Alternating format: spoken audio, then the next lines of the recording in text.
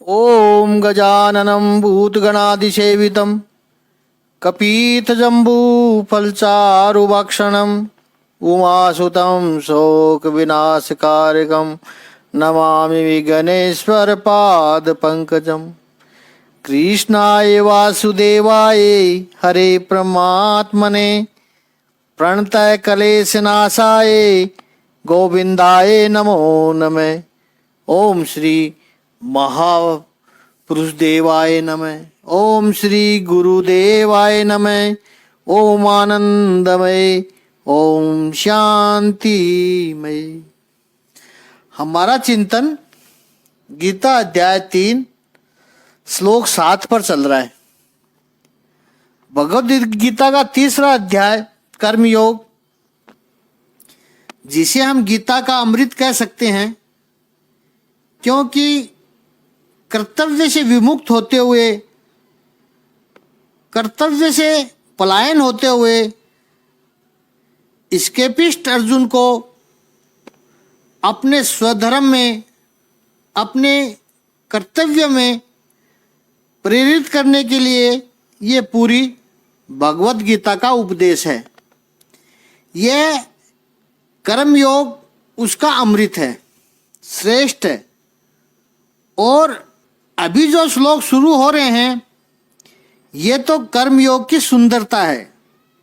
तीसरे अध्याय में अर्जुन कहता है, प्रभु ज्ञान योग श्रेष्ठ है, तो मुझे कर्मों में क्यों लगा रहे हो, और वो भी इस युद्ध जैसे घोर कर्म में क्यों लगा रहे हो प्रभु। भगवान श्री कृष्ण ने कहा कि अर्जुन, तू ये अंतर मत कर। ज्ञान योग और कर्म योग का लक्ष्य तो एक ही है। ट्रेन की पटरियों जैसे हैं, अलग अलग दिखते हैं, लेकिन ले जाते हैं एक ही जगह, एक ही लक्ष्य पर ले जाते हैं। और प्रभु ने कहा, ज्ञान योग करने के लिए भी कर्मयोग की आवश्यकता है, क्योंकि जब तक निष्काम कर्मयोग करके मन शुद्ध नहीं होता है, बुद्धि पवित्र नहीं होती है, तब तक ज्ञान योग आ ही नहीं सकता है। छठे श्लोक में प्रभु ने कहा कि जो व्यक्ति इंद्रियों से विषयों का उपभोग नहीं करता है, लेकिन मन में विषयों का निरंतर चिंतन करते हुए करता रहता है, वो मिथ्याचारी है, वो ढोंगी है। और दूसरी तरफ मन से इंद्रियों का नियमन करके, कंट्रोल करके, डिसिप्लिन करके कर्मेंद्रिय से कर्म करता है, वो प्रभु ने कहा श्रेष्ठ है। और आगे कहते हैं प्रभु, जिसकी आत्मा प्रबल होती है, आत्मा प्रबल होनी चाहिए, तो इंद्रियां कंट्रोल में आ जाती है। तो आत्मा के पास इतनी ऊर्जा है, वो मन के पास से इंद्रियों का नियमन कराता है। नियमन का अर्थ है, जो कर्म शास्त्रों के द्वारा बताए हैं, वो मन के पास से इंद्रियों का नियमन कराता है। नियमन का अर्थ है, जो कर्म शास्त्रों के द्वारा बताए गए हैं, जो योग्य कर्म है, व्यक्ति अपना, समाज का, विश्व का कल्याण करने वाले कर्म, वो मन इंद्रियों से करवाए। संभव है वो मन को अच्छे ना लगते हो, इंद्रियों को उनमें रस ना आता हो, और हो सकता है उसमें प्लेजर भी नहीं हो, खुशी भी नहीं हो।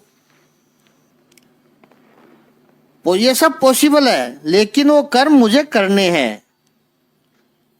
इसमें थोड़ी वेदांत की फिलोसॉफी को भी देखें, समझे उसको। ये इंद्रियां विषयों की ओर जाती है, ये हम सबका अनुभव है। हम सब कहते हैं कि इंद्रियां विषयों की तरफ आकर्षित होती है। क्यों होती है? महापुरुष इसमें थोड़ा सा बदलाव करते हैं। उसको थोड़ा आप सोचिए, क्या सचमुच इंद्रियां विषयों की ओर जाती है? शायद ऐसा न हो, क्योंकि इंद्रियों की जो अभिलाषा है, इंद्रियों का जो आकर्षण है, इंद्रियों की जो डिजायर है, वो ऑब्जेक्ट की नहीं है, विषय की नहीं है, बल्कि उस विषय के संयोग से उसे जो सुख मिलने वाला है उसकी है।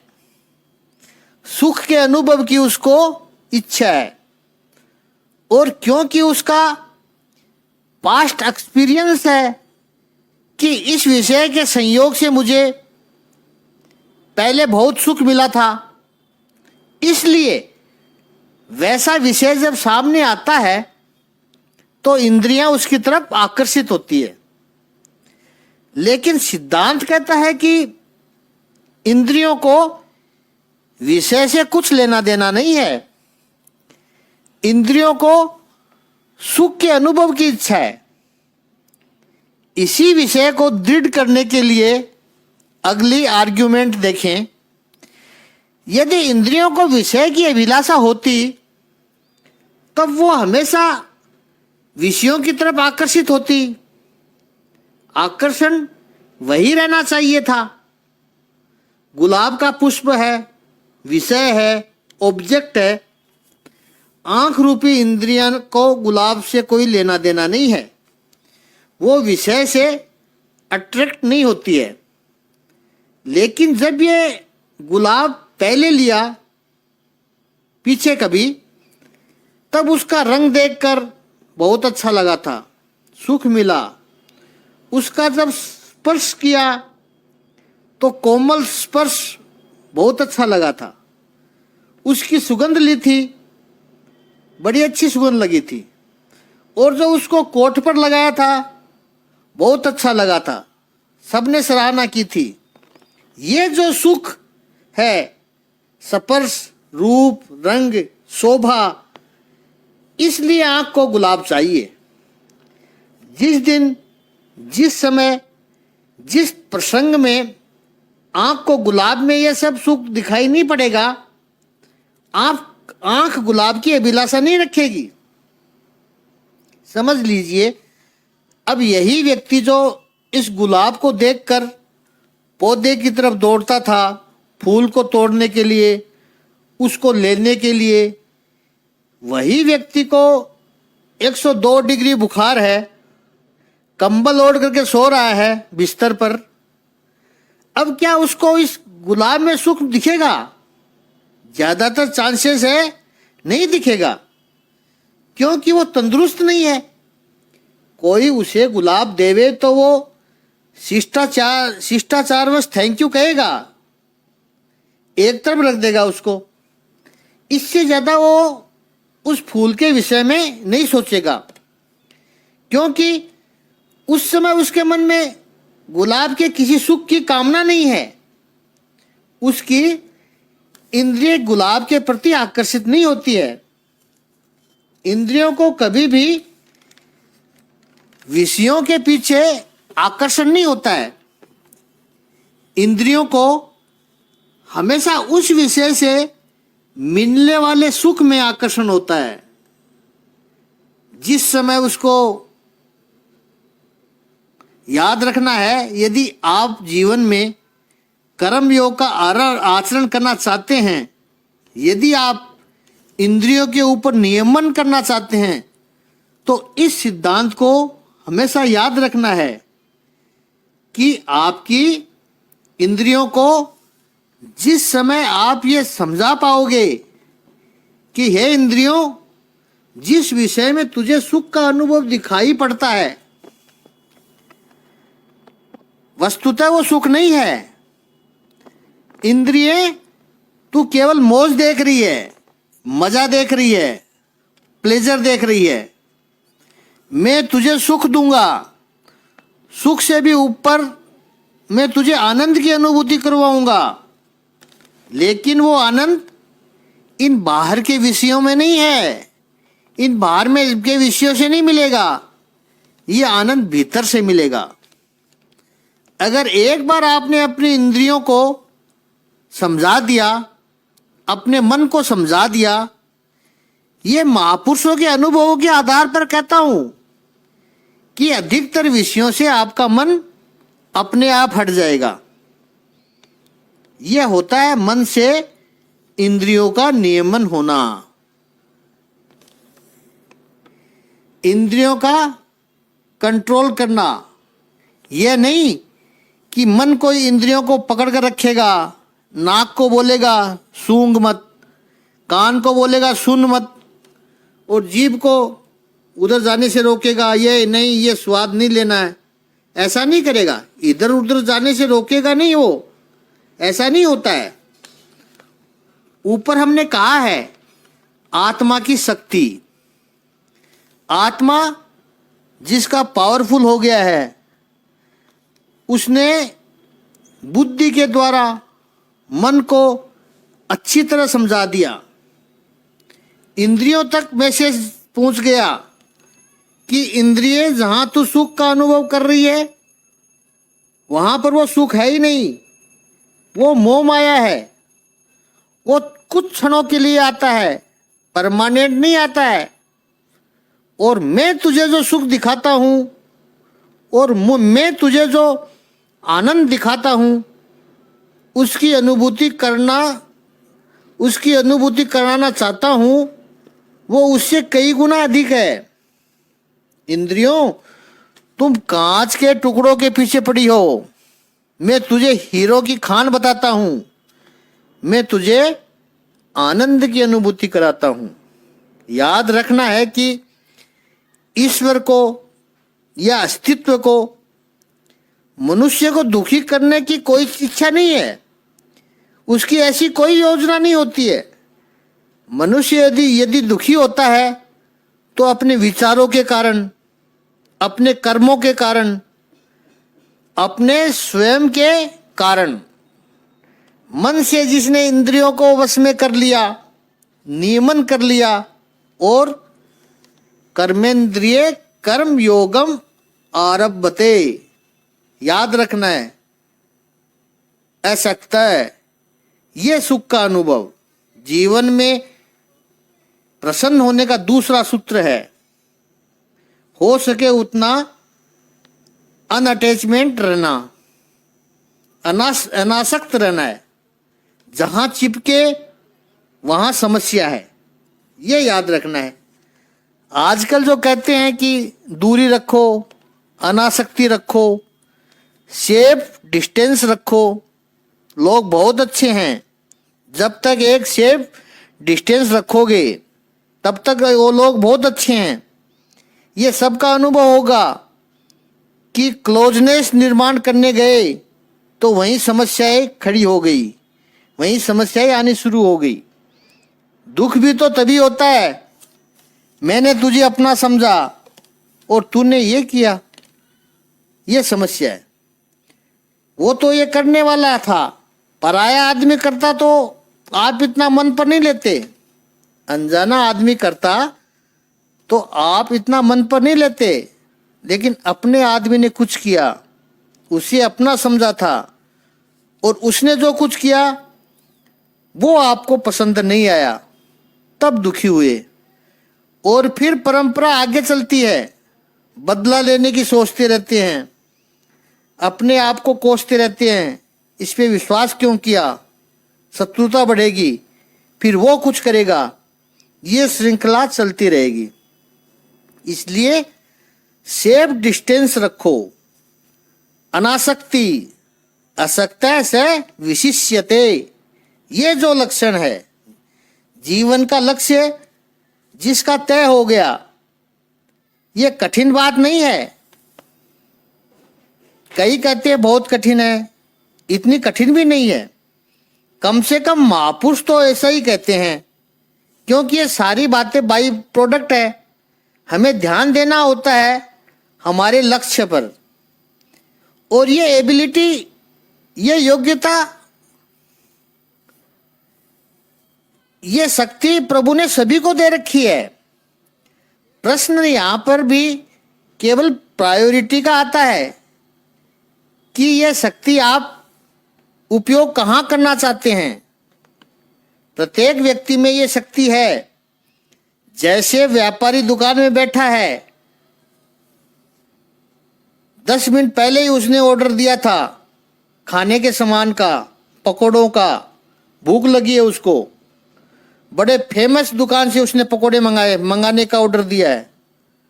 पकौड़ों की इच्छा हुई, किसी आदमी को पकौड़े लेने भेजा, वो गया और दुकान में उसी वक्त ग्राहक आया, कस्टमर आ गया।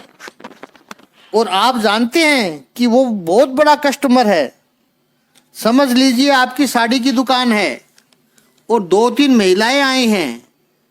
आपको पता है उनकी पुत्री का विवाह है, उनके घर में 2-2 शादियां हैं, इसलिए आपको पता है बड़ी शॉपिंग करेगी और जेन्युइन कस्टमर है।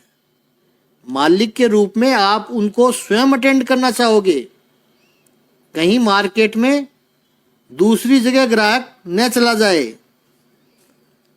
अब आप मालिक के रूप में उनको साड़ियां दिखा रहे हो।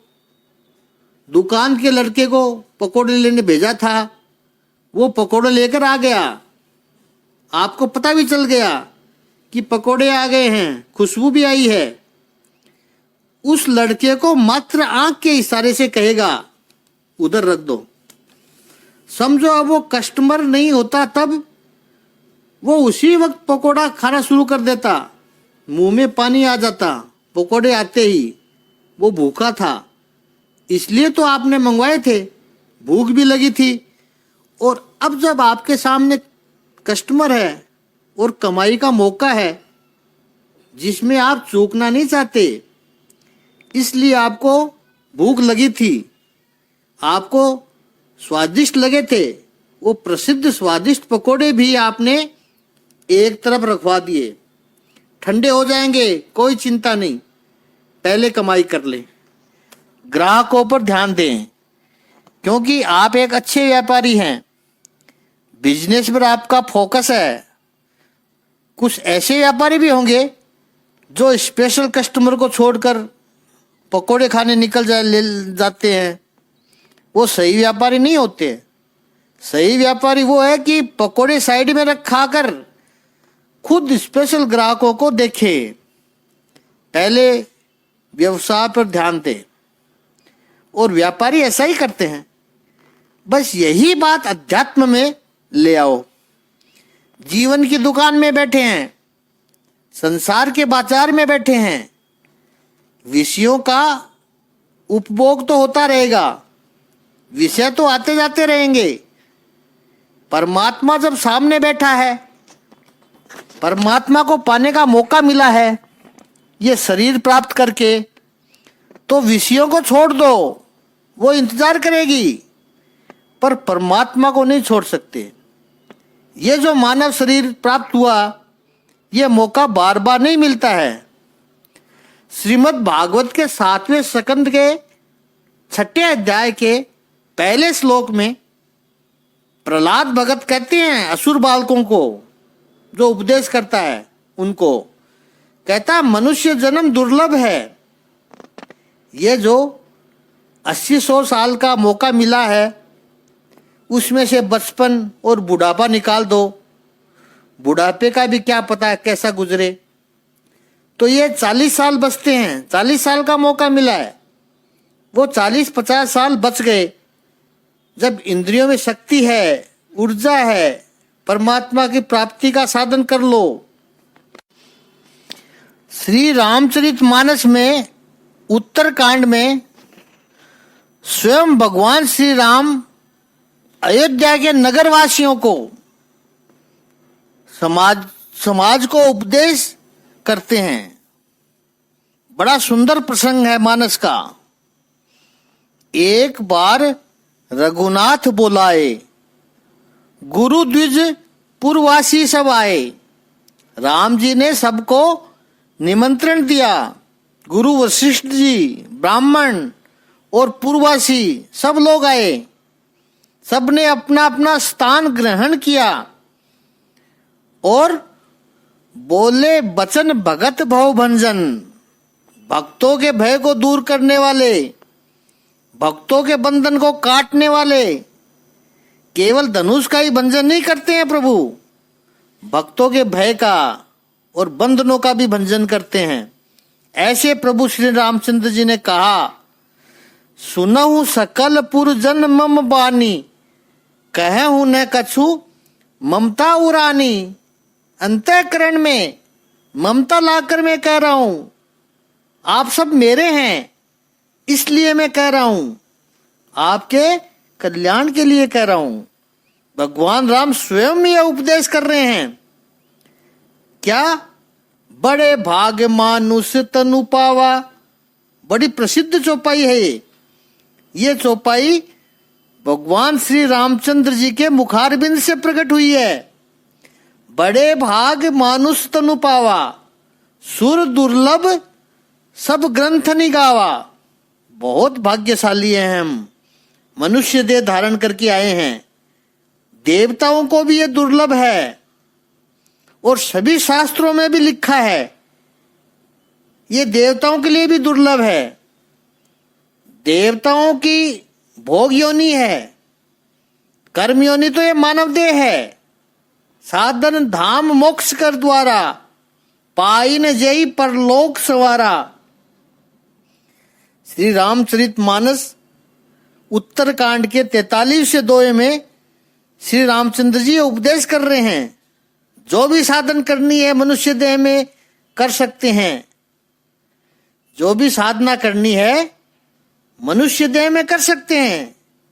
ये शरीर मोक्ष का द्वार है और ये जो मनुष्य देह धारण करके पाई न जेहि परलोक सवारा, ये मनुष्य देह धारण करके जिसने परलोक को सुधार नहीं लिया वो व्यक्ति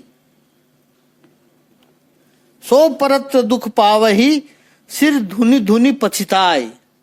मनुष्य देह में आकर के जिसने सत्कर्म नहीं किए, अपना कल्याण नहीं किया, वो परलोक में जाकर के मनुष्य देह छूटेगा।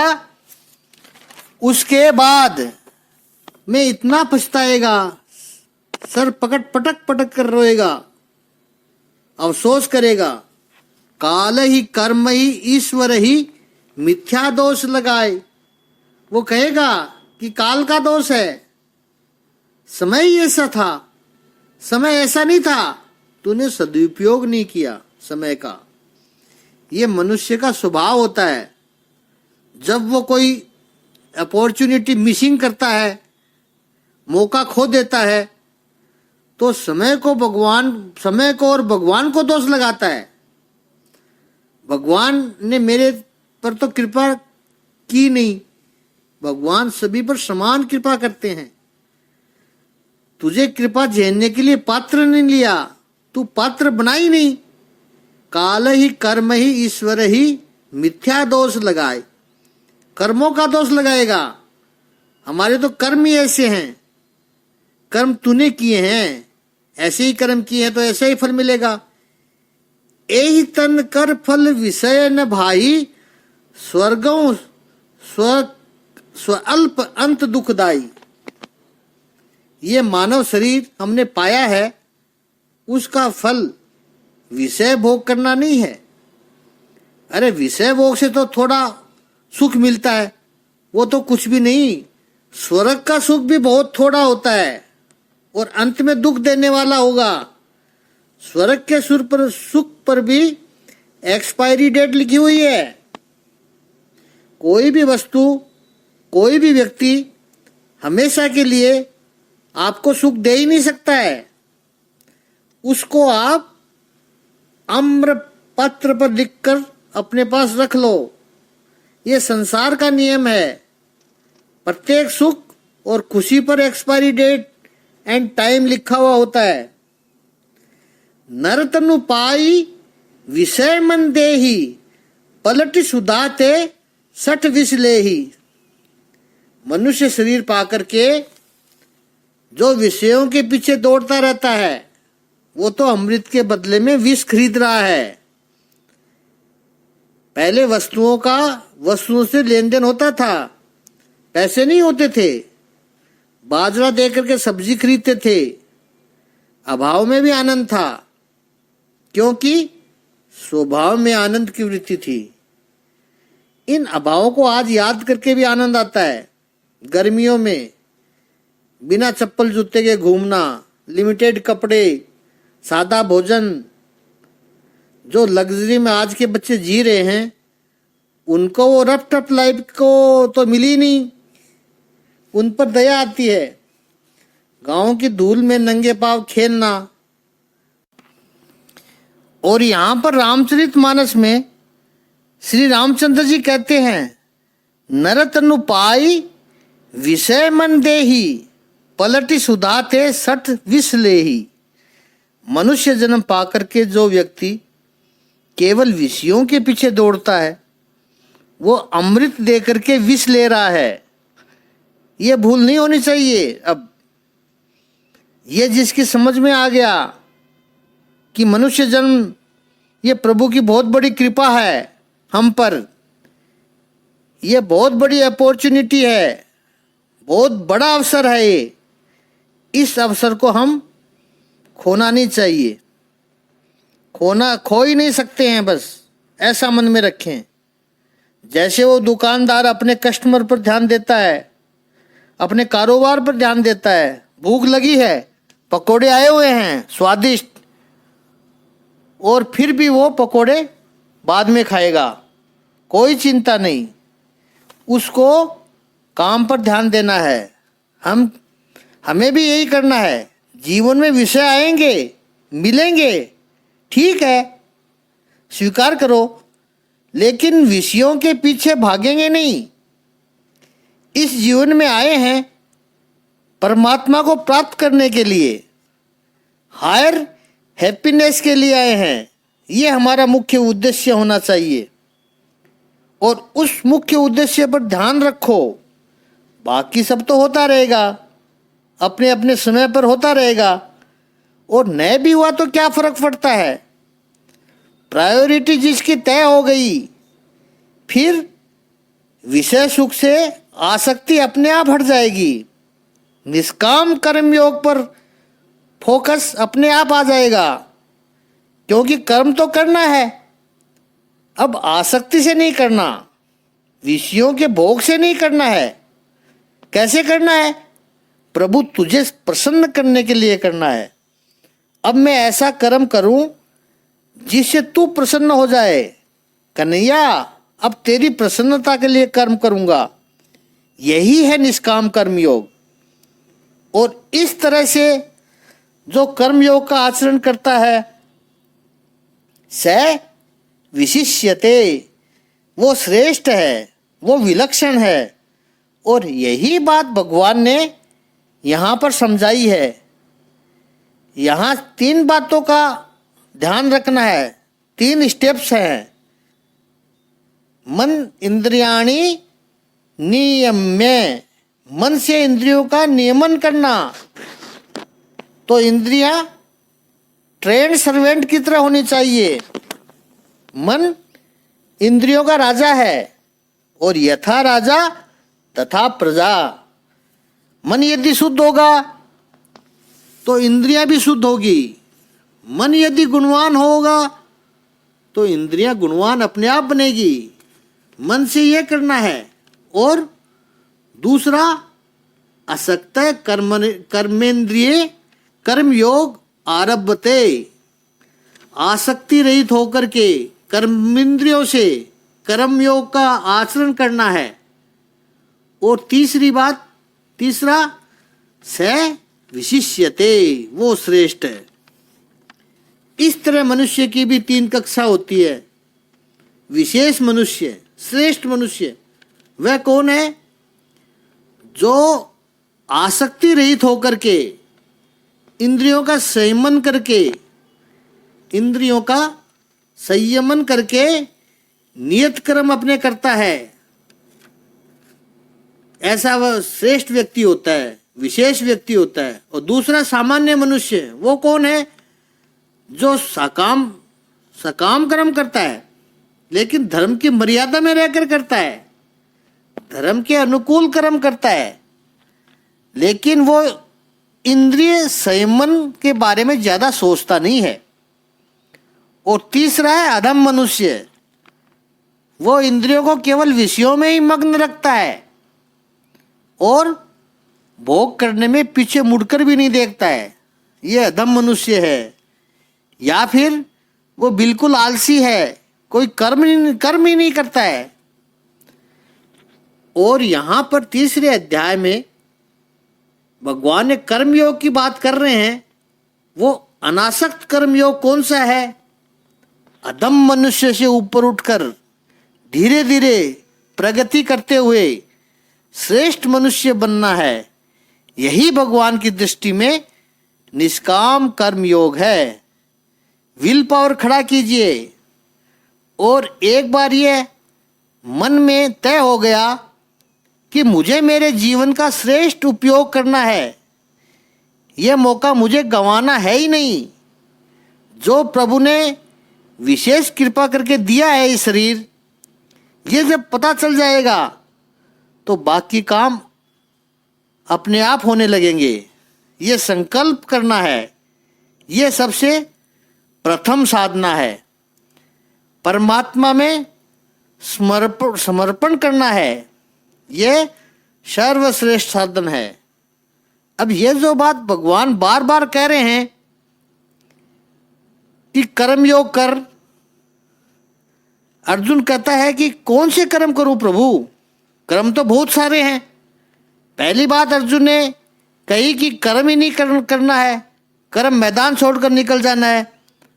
अब कर्म यदि करूं तो कौन से कर्म करूं? तो 8वें श्लोक में प्रभु ने बहुत अच्छी बात कर्मयोग का सिद्धांत बताया है, उस पर कल चिंतन करेंगे।